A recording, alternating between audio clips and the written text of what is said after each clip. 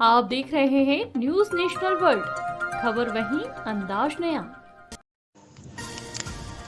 मध्य प्रदेश के पूर्व मंत्री व सिहावल विधायक कमलेश्वर पटेल ने रीवा के राज्य निवास रेस्ट हाउस में प्रेस वार्ता कर सीधी में हुए अप्राकृतिक घटना पर जोरदार प्रहार करते हुए कहा कि भाजपा और शिवराज के राज में शिक्षा, नौकरी तो दूर, लोग मानवीय जीवन जीने का लोग संघर्ष कर रहे हैं। जिस तरह से भारतीय जनता पार्टी के विधायक प्रतिनिधि ने घटना का अंजाम दिया है, सीधी सीधी मध्य प्रदेश को शर्मसार करने का काम किया है। आदिवासी के ऊपर पेशाब करना भारतीय जनता पार्टी के संस्कारों का परिणाम है।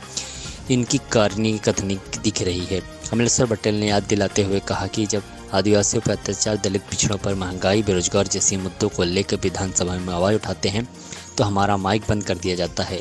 यह लोकतंत्र का दमन है। आदिवासी के साथ मानवता को शर्मसार करने वाली घटना घटित हुई है और हम समझते हैं कि ये घटना सामान्य घटना नहीं है।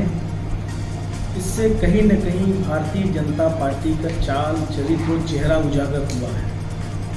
पहली बात तो ये कि जो व्यक्ति गुंडा एलिमेंट्स हैं, जिसके खिलाफ कई अपराध पहले से पंजीबद्ध है, यहाँ तक कि जिला बदर की कार्यवाही प्रस्तावित थी। आए दिन कोई न कोई घटना उस व्यक्ति के द्वारा की जाती थी। ऐसे व्यक्ति को विधायक प्रतिनिधि बनाना, ऐसे व्यक्ति को मंडल में उपाध्यक्ष बनाना क्या उचित था?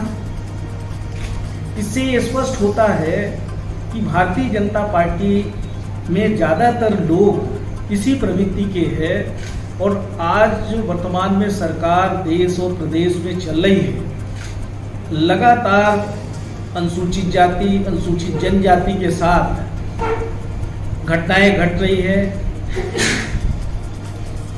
उनके साथ बर्बरतापूर्वक व्यवहार किया जा रहा है, दुर्व्यवहार किया जा रहा है। उसके बाद भी सरकार सो रही है। अभी तक जिस तरह की कार्रवाई, एनएसए की कार्रवाई नहीं हुई है। अभी तक पीड़ित जो व्यक्ति है, जो फरियादी है, उसको थाने में बिठा के रखा है। क्या जरूरत है? आप बयान लीजिए। कल से उसको रखा हुआ है, घर के लोग परेशान हैं। हमने कलेक्टर से, एसपी से बात की है और उन्होंने कहा था कि हम घर भेज देंगे, पर अभी तक थाने में बिठा के रखा है और इसके लिए पूरा जिला प्रशासन दोषी है। जब लोग लगातार, हमारे कई जनप्रतिनिधियों के साथ बदतमीजी किया है, मार पिटाई किया है और उस व्यक्ति ने 5 साल पहले भी तभी तत्काल में भागवत कथावाचक के साथ गाली गलौज किया है। आए दिन जो व्यक्ति इस तरह की घटना को घटित कर रहा था, उसके खिलाफ सख्ती से क्यों नहीं पेश आया जिला प्रशासन? ये चिंता का विषय है। इस तरह की लीपापोती की कार्रवाई चल रही है तो कहीं न कहीं ऐसा लगता है कि सरकार बचाने में लगी है। भारतीय जनता पार्टी के नेताओं का जिस तरह का स्टेटमेंट आ रहा है सभी जगह, जबकि बिल्कुल साबित हो रहा है कि भाजपा के कई नेताओं के साथ कई प्रोग्राम में बराबरी से बैठे नजर आ रहे हैं, वो व्यक्ति बैठा नजर आ रहा है, उसके बाद भी इग्नोर कर रहे हैं कि हमारा प्रतिनिधि नहीं है, हमारा कोई लेना देना नहीं है।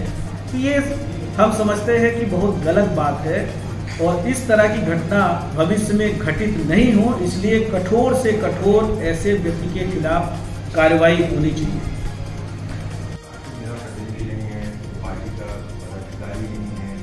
और कार्रवाई होनी चाहिए, लेकिन सीधे सीधे डिनाई और सोशल मीडिया में जो पोस्ट आए उसमें तो सीधे तौर पे प्रिंट मीडिया की कटिंग पड़ी है कि विधायक प्रतिनिधि थे वो। तो जब प्रिंट मीडिया में इस तरह की खबर छपी थी और विधायक प्रतिनिधि कोई बना होगा तभी छपी थी, तो उस समय क्यों खंडन नहीं किया विधायक ने कि फला व्यक्ति हमारा विधायक प्रतिनिधि नहीं है? क्यों उसको मंडल अध्यक्ष बनाया है? वो पहले वही मंडल का मंडल अध्यक्ष है, उपाध्यक्ष है वो। ऐसे व्यक्ति को हमने कई पूर्व विधायक के साथ अभी 15 दिन पहले एक प्रोग्राम में हमारे पास वो भी वो है, फोटोग्राफ्स है, अभी प्रोग्राम अटेंड किया है बराबरी में बैठ के।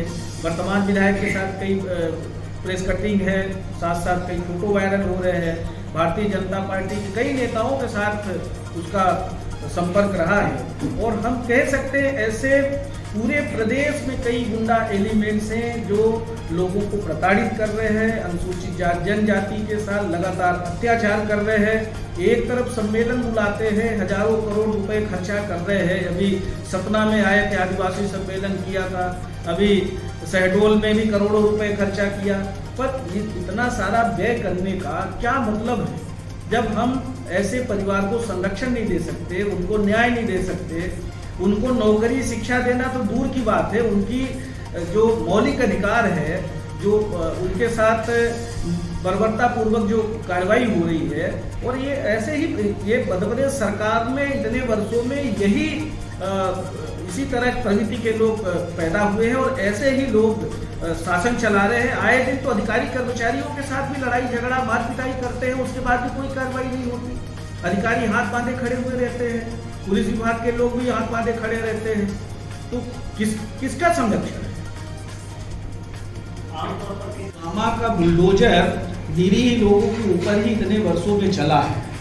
मामा का बुलडोजर आज हमारे पास कल ओबीसी के बच्चे आए थे जो मेडिकल कॉलेज में 4 साल से अध्ययन रहे थे, उनकी फीस में कटौती कर दी गई, जबकि जब उनका प्रवेश दिया गया था, जो सरकार ने एग्रीमेंट किया था, सरकार उनकी पूरी फीस जमा करने वाली थी। जो एंट्रेंस एग्जाम के थ्रू सेलेक्ट होके वो एडमिशन लिए थे, पर वो आज पढ़ाई से वंचित हो रहे हैं, एग्जामिनेशन से वंचित हो रहे हैं। प्राइवेट इंस्टीट्यूट में जो पढ़ रहे हैं, गवर्नमेंट इंस्टीट्यूट में पढ़ रहे हैं, उनको फीस जमा करने के लिए बाध्य किया जा रहा है। सरकार ने बोला इतने % आपको जमा करना पड़ेगा। तो इन्होंने तो भविष्य खराब करने का काम किया है। SC, ST, OBC का इन्होंने पूरा भविष्य नई पीढ़ी का खत्म किया है। कितनी भर्तियां की 18 साल में? क्या ये अपराध नहीं है?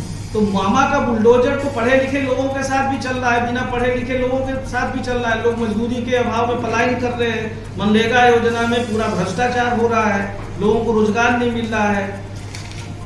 सभी जगह पूरी तरह से कानून व्यवस्था से लेके पूरी व्यवस्थाएं इस सरकार में चौपट हो गई है। अभी कल की एक घटना है, नरसिंहपुर में एक महिला को कार की बोनट पर अपने बच्चे को बचाने के लिए घसीटते हुए ले जा रहे थे। एक महिला बिजली के बिल के उसमें उसका कुड़की हो रहा था। सागर जिले की घटना है। दौड़ दौड़ के जो है ना, उसने अपना सामान बचाने की नहाते हुए उसने किस तरह से फोटो वायरल हुआ था। महिला का अभी हमारे एक रतलाम में घटना घटी। रतलाम में एक मासूम बच्ची को एक दरिंदे ने, वो भी भाजपा नेता से जुड़ा हुआ था, घर से उठा के ले जाता है। 9 साल की बच्ची को अपनी नानी के साथ सोती रहती है, SC कम्युनिटी की बच्ची, और उसको घर से उठा के ले जाता है, उसके साथ बलात्कार भी करता है, मार पिटाई भी करता है, घर पे फेंक जाता है। कई दिन लोग आंदोलन करते रहते हैं तो भी कार्रवाई नहीं होती। हम स्वयं वहाँ पर थे, हम पीड़ित परिवार के लोगों से मिलने के लिए रतलाम हॉस्पिटल में जाते हैं, मेडिकल कॉलेज में कलेक्टर से बात करते हैं।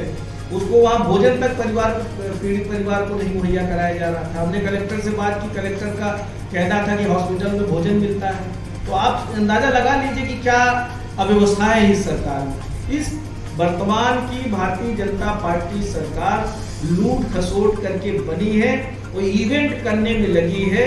सिर्फ इवेंट में पैसा अपव्यय कर रहे हैं, टैक्स का पैसा, किसानों का, मजदूरों का, गरीबों का पैसा सिर्फ लुटाने में लगे हैं और अपनी फोटो छपाने में लगे हैं, अपनी योजनाओं का प्रचार प्रसार करने में लगे हैं, जिन योजनाओं का धरातल पर कहीं भी क्रियान्वयन नहीं हो रहा है। आम गरीब, मजदूर, किसान, माता बहन, हर वर्ग परेशान है। आज ट्रांसफार्मर्स जले हुए, जगह जगह ट्रांसफार्मर जले हुए, बारिश नहीं हो रही है, रोपा के लिए किसान परेशान हो रहा है, आंदोलनरत है, पर सुनने वाला कोई नहीं है। आज संबल योजना का पैसा 2-2 साल से खाते में नहीं जा रहा है। यहाँ तो इवेंट कर रहे हैं, लाडली बहना क्लिक करके डालते हैं। एक तरफ जो सामाजिक सुरक्षा पेंशन जिनको मिल रहा है 600 रुपये, कांग्रेस सरकार ने किया था, 400 रुपये उसी में और प्लस करके, और उसको महिला सम्मान योजना, महिला लाडली बहना में डाल रहे हैं। तो ये जो इनकी योजनाएं हैं, लाडली बहना भी पूरी तरह से फेल हो चुकी है। और सारी योजनाओं का, यहाँ तक कि जो कर्मचारियों का DA बढ़ा था, वो DA का पैसा इन्होंने पूरी तरह से लाडली बहना में कन्वर्ट कर दिया। आज कर्मचारियों को बढ़ा हुआ DA नहीं मिल रहा है। जो हमारे अधिकारी कर्मचारी है, बिना पदोन्नति के लाखों कर्मचारी रिटायर्ड हो गए।